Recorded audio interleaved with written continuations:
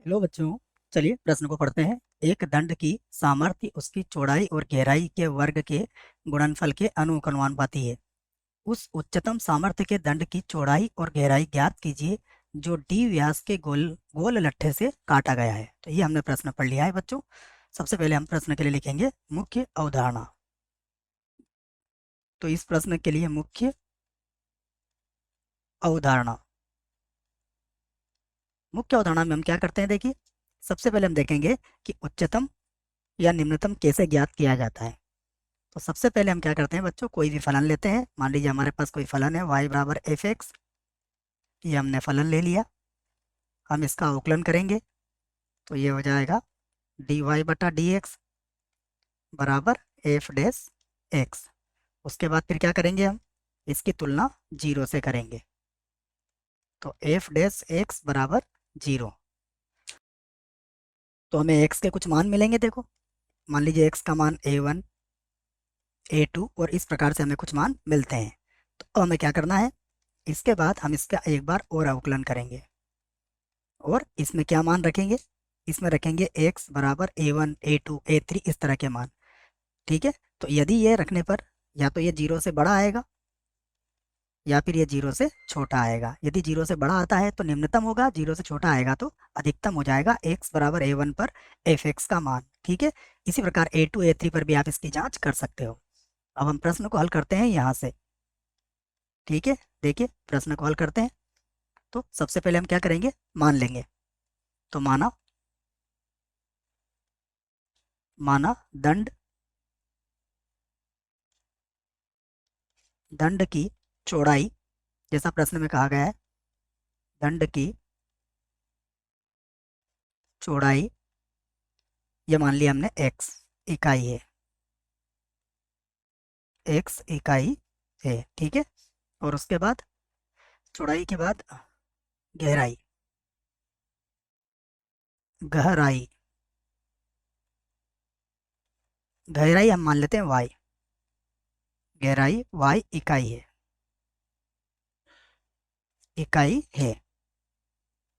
ठीक है, ये दो बातें हैं। इसके बाद हम कहेंगे कि यदि, देखिए मैं इसको यहाँ से लिख लेता हूँ कि यदि दंड का सामर्थ्य, यदि दंड का सामर्थ्य, ठीक है, दंड का सामर्थ्य और इसको मान लेता हूं मैं v है, तब तब प्रश्नानुसार तब प्रश्नानुसार देखो प्रश्न ने क्या कहा है कि दंड का जो सामर्थ्य है बच्चों, ये जो सामर्थ्य है ये क्या है, वर्ग के गुणनफल के अनुक्रमानुपाती है। अर्थात v जो है वो क्या है, अनुक्रमानुपाती है। पहले मैं अनुक्रमानुपाती का चिन्ह लगा देता हूँ। देखो v हो जाएगा हमारे पास अनुक्रमानुपाती है किसके, दोनों के वर्ग के, अर्थात x का वर्ग y के वर्ग के। ठीक है बच्चों। चाहो तो सामर्थ्य को बच्चों एक बार और लिख लेते हैं इसको। ठीक है ना, सामर्थ्य ये आधा था है तो इस आधे था को मैं इस प्रकार बना देता हूँ। ठीक है ना, ये सामर्थ्य, ये आधा था हो जाएगा और ये सामर्थ्य हो गया। ठीक है ना, ये आधा था है। अब हम देखते हैं कि यहाँ पर अगर समानुपाती हटेगा तो स्थिरांक लगेगा।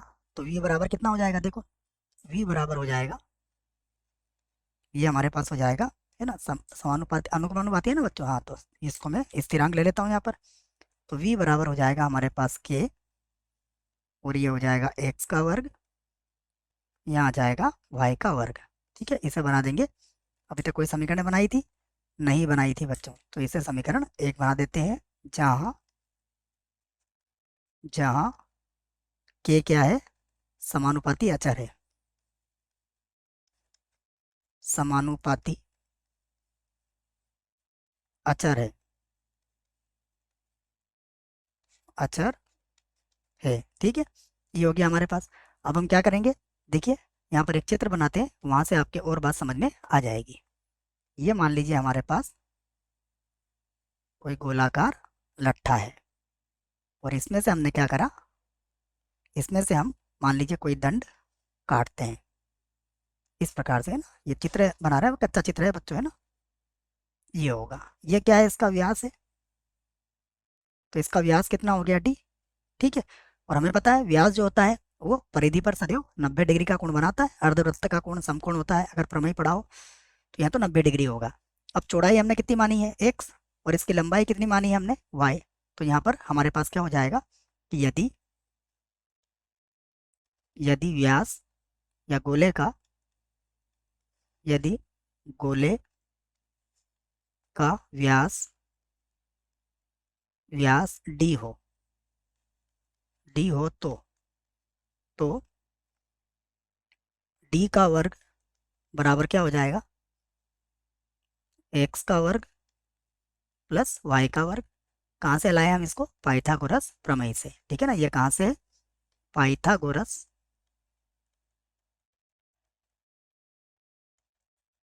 पाइथागोरस प्रमेय से। ठीक है, यहाँ से इसे बना देंगे हम समीकरण 2। इसे मैं समीकरण 2 बना देता हूँ, देखो थोड़ी जगह कम है तो यहाँ से लिख देता हूँ मैं, डी का वर्ग बराबर एक्स का वर्ग प्लस वाई का वर्ग, इसे बना देंगे हम समीकरण 2। ठीक है, तो यहाँ तक की बात तो समझ में आ जाना चाहिए आपको। अब हम क्या चाहते हैं, देखो हम चाहते हैं कि सामर्थ्य क्या मिले हमें, सामर्थ्य हमें क्या मिले, अधिकतम मिले, बल्कि उच्चतम मिले। तो अब सामर्थ्य का हमें अवकलन करना पड़ेगा। ठीक है, तो अब v बराबर ए एक्स का वर्ग, और यहाँ से मैं y के वर्ग का मान निकाल देता हूँ, जो हो जाएगा डी का वर्ग माइनस एक्स का वर्ग। ठीक है, और यहाँ होगा v बराबर, ये हो जाएगा के को तो वैसे रहने देते हैं बच्चों। ठीक है, और यहाँ लिख लेते हैं हम, तो ये हो जाएगा एक्स का वर्ग डी का वर्ग माइनस एक्स की घात कितनी हो जाएगी, 4 हो जाएगी। अब हम इसका अवकलन कर लेते हैं एक बार, तो ये हो जाएगा dv बटा dx। तो यहाँ पर ये होगा 2x डी का वर्ग माइनस का 4 एक्स की घात कितना हो जाएगा, 3। इसे बना देंगे हम समीकरण 3, और इसका एक बार और अवकलन कर लेंगे, तो ये हो जाएगा d2v बटा dx स्क्वायर। ये क्या होगा, d2v बटा dx का वर्ग बराबर, यहाँ तो हो गया k, और यहाँ देखिएगा ये 2d का वर्ग हो जाएगा, 2d का वर्ग माइनस यहाँ 3 आगे आएगा तो 12x का वर्ग हो जाएगा, तो माइनस के 12x का वर्ग, ये आ जाएगा हमारे पास। इसे बना देंगे हम समीकरण 4, और अब लिखेंगे हम v के अधिकतम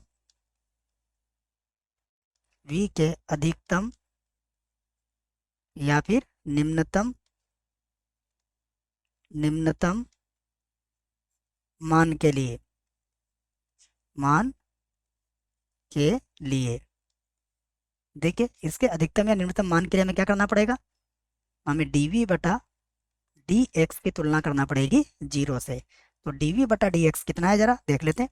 dv बटा dx हमारे पास आया था बच्चों k 2x d का वर्ग, तो ये तो हो जाएगा k, उसके बाद 2x d का वर्ग माइनस 4 x की घात 3। ठीक है ना, यही था।